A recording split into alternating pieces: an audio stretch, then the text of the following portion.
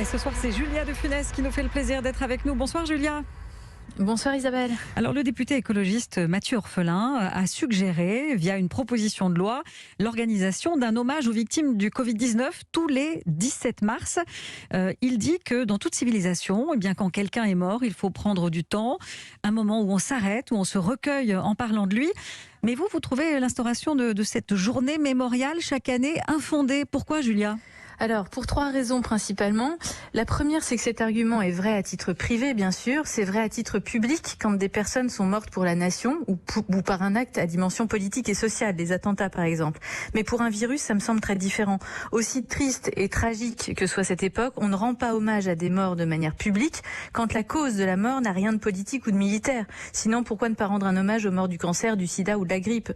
Donc ce faux argument est une confusion, me semble-t-il, un mélange des genres. C'est faire d'un rituel privé essentiel, un cérémonial public qui n'a aucune raison d'être politique. Deuxièmement, c'est une proposition de loi démagogique au sens où elle utilise l'émotion compassionnelle pour mieux se faire unanimement partager. C'est une instrumentalisation par la sensibilité, si vous voulez. Le raisonnement sous-jacent qu'on entend derrière cette proposition est le suivant.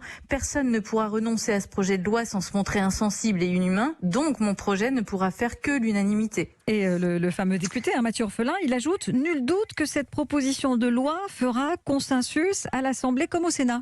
Voilà, ça confirme ce que je viens de dire, mais être sensible à cette période dramatique, prendre conscience du drame, se souvenir des morts, ce qui me semble bien sûr incontestable à faire, n'implique pas de verser dans cette facilité juridique démagogique qui trahit une irresponsabilité. Et c'est la 3e raison qui m'empêche d'adhérer à ce projet.